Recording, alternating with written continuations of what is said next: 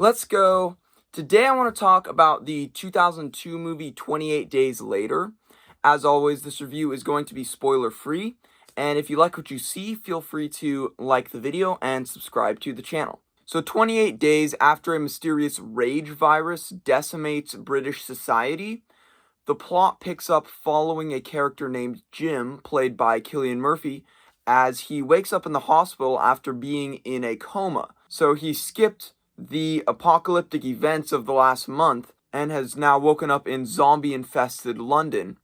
And from there, he has to learn to survive. He has to team up with other survivors in order to live out this insane apocalyptic world, if that is even possible. Whatever else I might say about this movie, one thing I can't deny is that it was done with style. The most instantly recognizable, noticeable thing about this movie is the kind of low-res, grainy digital cinematography style that they favored. It's an artistic choice, and it definitely adds an element of grittiness and early 2000s nihilism to the movie. But I personally don't really like it because it makes some shots in the movie so incredibly dark and grainy that you can't even see what's going on. Even though it does add that vibe to the movie, I'd rather be able to see what's going on in my movies. Still, despite how hard it is to see what's going on screen sometimes, the cinematography in this movie is very stylish, and there are some really fantastic shots throughout the movie. There are also some really effective and genuinely scary scenes. Pretty early on, there's one iconic jump scare where one of the infected people jumps through this window, and I remember the first time I saw it, just jumping out of my seat. It's really got me, really startled me. And the fact that the zombies in this movie are fast instead of the kind of lumbering, slow type of thing. This was the first movie to ever pull off the fast zombie style, and it definitely makes everything just more intense. Because, when you have a lumbering, slow zombie coming after you, Walking Dead style, it can still be intense if, you have a whole horde of them. But one super fast zombie that's shot at some crazy frame rate, which is another kind of stylish choice about this movie, is the way the zombies are shot. They're shot at a higher frame rate. So they kind of have this weird, running, jittery, skipping quality to them, which makes them even creepier and even freakier. But I digress.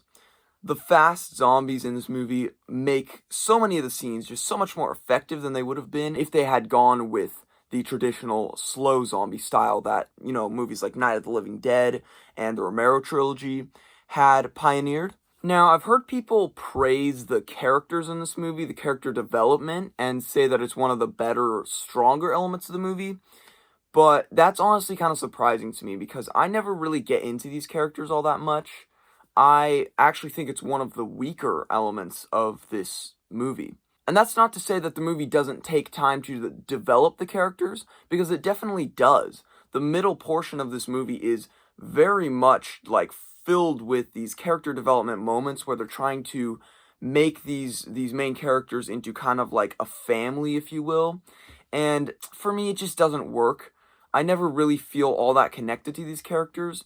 I do like the kind of emotional arc that Naomi Harris's character goes through over the course of the movie.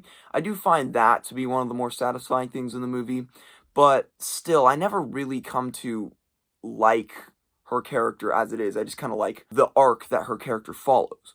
Another thing I want to talk about is the structure of the movie. The movie almost goes through 3 different phases. The first phase being the survival phase, then the second phase of the movie being kind of, the characters getting to know each other and adapting and living in this post-apocalyptic world, going shopping and that kind of stuff. But then the third phase of the movie, when they get to the military base, is really, for me, the weakest part of the movie. And I believe it takes up about half of the runtime. At a certain point, I honestly feel like I have stepped out of the movie that I was watching in the first half, and I'm in a completely different movie.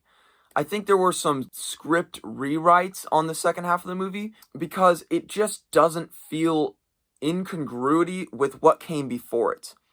And some of the character developments, like the stuff that happens to Cillian Murphy in the third act, is just truly bizarre. I truly can't make sense of what they were thinking.